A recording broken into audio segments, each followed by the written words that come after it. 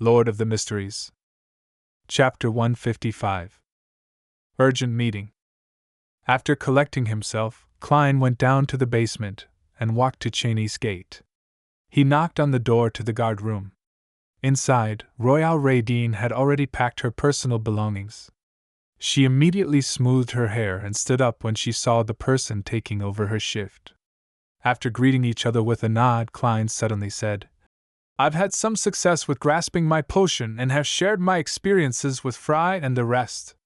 You can ask them about it." Royale, who typically didn't have much of an expression, looked at Klein with a little shock. Her lips quivered a little as she said, "All right. Madam, let's hope that you can still maintain your calm composure in a while. There are already a bunch of dazed people sitting in the recreation room right now." Klein laughed and made his way behind the table, expertly taking out the tin can which Dunn Smith used to store his Fermo coffee.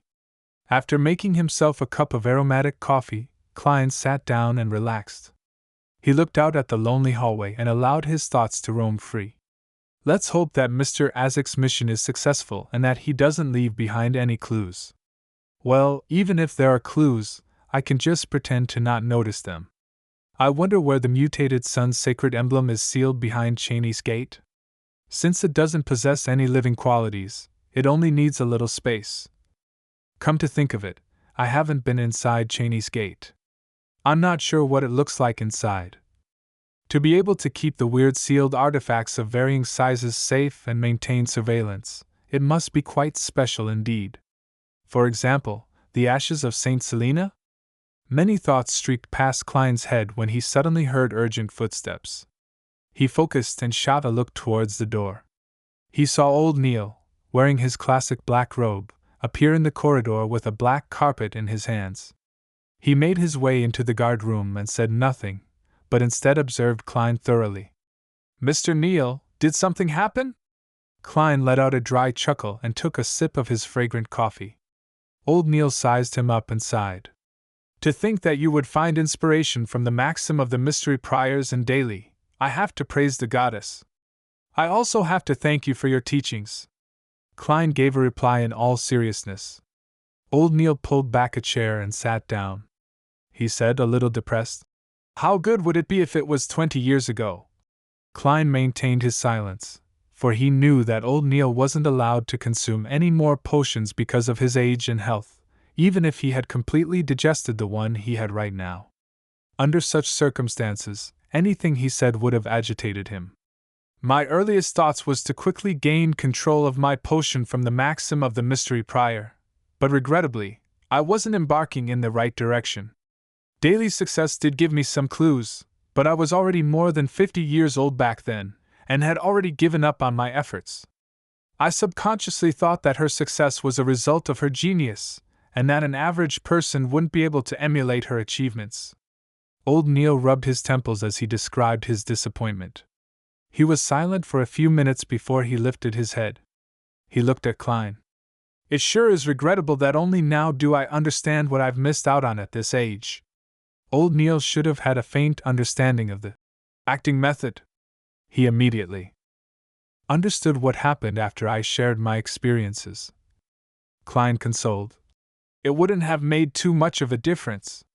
The Church doesn't hold the sequence 8 corresponding to Mystery Prior. Perhaps the Holy Cathedral does have it. No, if they have it, they would at least tell us its name. It's also possible that the underground market might have it," Old Neil muttered. He shook his head as he stood up. He laughed and said, "At least I didn't lose control, and I've lived healthily for decades. Praise the lady." He drew a crimson moon in front of his chest and left the guard room a little dejected. He had lost his usual shrewd look. Klein looked at old Neil's back and suddenly let out a long sigh. He was even more perplexed as to why the higher-ups of the church would hide the acting method. Klein collected himself after some time, placing his attention on the confidential information of the Nighthawks in front of him. Ever since he pulled the youth from the City of Silver into the Tarot Club and learned that the City of Silver still used the ancient names for many things, he found it necessary to enhance his knowledge in these areas. Some time later, he heard another set of footsteps. These footsteps were slow and steady. At the same time, an image of Dunn Smith wearing a black trench coat flashed past his mind. My spiritual senses have been elevated after fully digesting the seer potion. Klein nodded in understanding. He saw the captain a few seconds later. A letter for you. Dunn extended his right arm and flicked his wrist, tossing the letter over to Klein. Klein lifted his hand and tried to grab the letter, but be it his judgment or reaction, he missed. Pa! The letter fell onto the floor, leaving Klein's right hand extended awkwardly in the air. Under the suddenly silent atmosphere, his right hand first became rigid, then he pulled it back toward his head and pretended to smooth out his hair. The light from the gas lamp isn't bright enough. Klein made a perfunctory statement casually. He bent his back and picked up the letter, giving it a cursory glance. Mr. Hornacis. It's a letter from Daxter Guderian. He nodded in understanding and pulled open a drawer to retrieve a letter opener. According to the rules of the Nighthawks, if there was a clear and correct recipient, Roseanne and the rest of the clerks would give the letter directly to the person that the letter was addressed to. If the recipient was anonymous or an unknown name, it would be handed over to Dunn. He could then ask around or make a decision. Klein carefully pried open the letter and took out the piece of paper within. He quickly unfolded the piece of paper and read through it. He realized that the asylum doctor, Daxter, was asking for an urgent meeting at 2 in the afternoon today. Has he obtained the telepathist formula? Or is it regarding something else? Klein lifted the letter in his hand and looked at Dunn. Captain, my informant, the one from the psychology alchemists, wishes to meet me at 2 in the afternoon. Did he say anything else? Dunn asked, as if he was expecting this. No. Klein shook his head. Dunn thought for a moment, then said in a heavy voice. Get Leonard to watch over Cheney's gate for the time being. I'll go with you and hide somewhere. These urgent requests to meet could sometimes be a trap. I've heard of many similar incidents. Furthermore, if it's something important, we can act quickly. Captain, you sure are experienced. Not to mention being the most reliable. Trustworthy captain without memory issues whenever we have something serious to do. Klein immediately nodded. All right. At 2 in the afternoon. Inside the small shooting range 9 of the Zutland Street Shooting Club. Klein looked at the target that was covered in bullet holes, then glanced at the uneasy Dr. Daxter Guderian. What happened for you to look for mercenaries at the Hound Pub in such a fluster? Only by doing so would the boss of the Hound Pub, right, hand the letter immediately to the Blackthorn Security Company instead of waiting for Klein to collect it himself. Daxter observed Klein's expression and body language, then responded softly. I find Hood Eugen a little abnormal recently.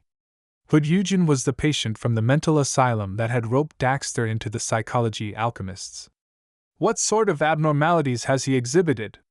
Klein pressed, displaying his professionalism. Daxter heaved a sigh of relief, as if he had found a pillar of support. He said while deliberating his words, He seems to have really gone insane. Really gone insane? Klein asked in shock. Didn't Hood Eugen feign his illness and infiltrate the mental asylum to attempt to influence the patients in order to train his mental abilities? He had really turned sick, genuine insanity? I think so. Daxter paced around anxiously. I could hold a normal conversation with him in the past and receive guidance on how to correctly use my beyonder powers. But in the past few days, his thought processes and his condition has become really weird. I can barely communicate with him. He was just like my other patients, even though I've managed to get the telepathist formula as a result. But I cannot determine if it's real or fake. I'm afraid that there might be some uncontrollable changes that might occur. No matter. As a seer who has the mysterious world above the gray fog, I'll be able to determine if it's real or fake. Klein heaved a sigh of relief before creasing his brows and asking, Did he come into contact with anyone before he turned abnormal? Only the patients. I cannot guarantee that, though. I'm not in the asylum for the whole day. I also need time to rest. Daxter said, his expression serious. Klein nodded, as if it was something trivial. Don't worry. I'll send someone to protect you in secret. You should find out who Hyun has come into contact with as soon as possible. Also, you have to be careful. He might be testing you. You should also report this to the members of the Psychology Alchemists and see how the higher-ups of your organization react. All right. Daxter propped up his golden spectacles, recovering the calm of a spectator. He then took out a piece of paper from his pocket and handed it over to Klein. This is the formula for the telepathist potion, but I cannot guarantee its authenticity. We will verify it. Klein smiled in response. He unfolded the piece of paper on the spot and looked at it. Main ingredients: the complete pituitary gland of a mature rainbow salamander, 10 milliliters of spinal fluid from a Farsman rabbit. Supplementary ingredients: chestnut spore 5 grams, dragon tooth grass powder 8 grams, 3 petals of pure white elf flowers, pure water 100 milliliters. Excellent, Klein praised. He folded the piece of paper and stuffed it into the inner pocket of his tuxedo. After exchanging a few more words and ascertaining that the voices which Daxter was hearing were subsiding, Klein bade him farewell. He cautiously made his way to the shooting range reserved for the Nighthawks. Dunsmith was waiting inside. Captain, the informant gave me the telepathist formula to thank me for helping him control the side effects of the potion, but he cannot determine the authenticity of the potion. Klein handed the piece of paper to Dunn with a stern expression. Furthermore, he mentioned something else. Dunn read the formula as he listened to the concerns about Hyun. After that, he nodded. I'll immediately assign manpower to keep the mental asylum under surveillance. You haven't had professional training when it comes to these matters and don't to participate in this. Go back and guard Cheney's gate. With that said, he looked at Klein deeply in the eyes and said, if we take this formula into account, you don't need to accumulate any more meritorious achievements. You can directly receive the clown potion after you pass the examination.